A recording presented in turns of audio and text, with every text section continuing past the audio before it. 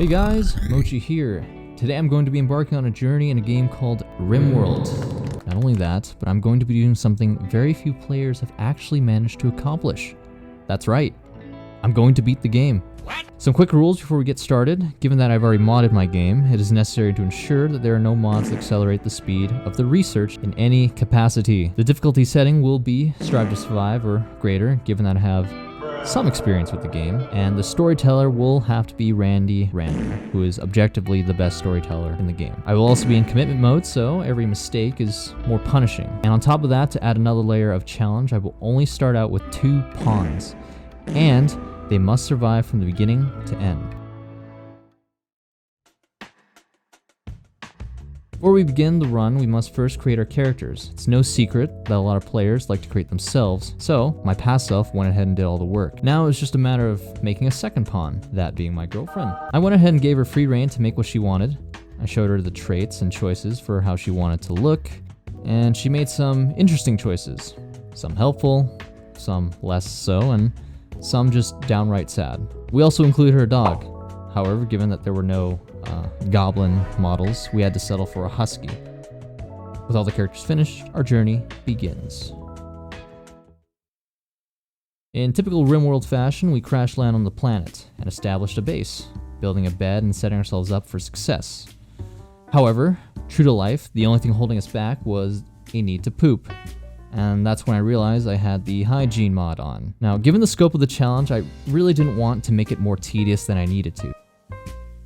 So I went ahead and turned it off. Unfortunately, the save could not bear to handle being so dirty. So it did the only logical thing that it could do, which is to not work at all. Attempt number 2.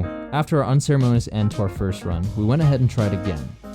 I messed around with the work orders, built the base once more, and even set up a horseshoe pin. Already we've doubled our progress compared to the first run.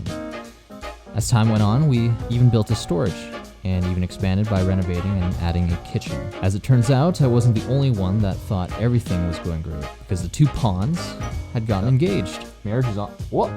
Already? We could have seen that coming. Things were going so well that we even thought to give our faction and colony names. You should give your faction a name. What should your faction be called? What is your name? Coalition of Nausea. I can't pronounce that. Our faction name should be like Buddies.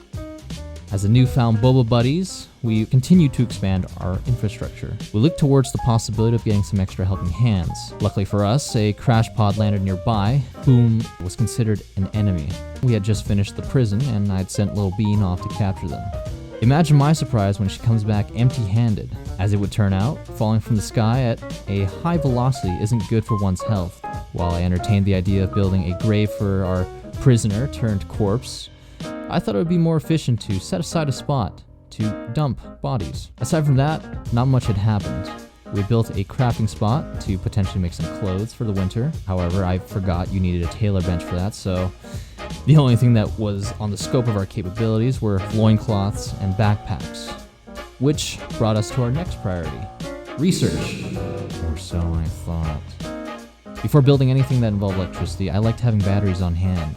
Then came the heat wave. I saw it as a non-issue since I had ordered a passive cooler to be built. My pawns, being so productive, they had already done so, in their dreams. Both pawns were then afflicted with heat strokes, dying in each other's arms. I died too. And leaving behind a newly orphaned dog to sadly wander alone.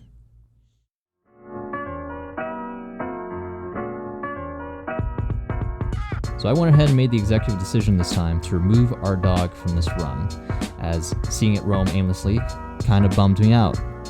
I also made sure that my character wasn't wearing human leather this time, and so for his mental health, we will do without the fleshy shirt and pants. What did he say?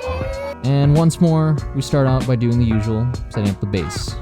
Only this time, I immediately made her cooler. You know, just in case.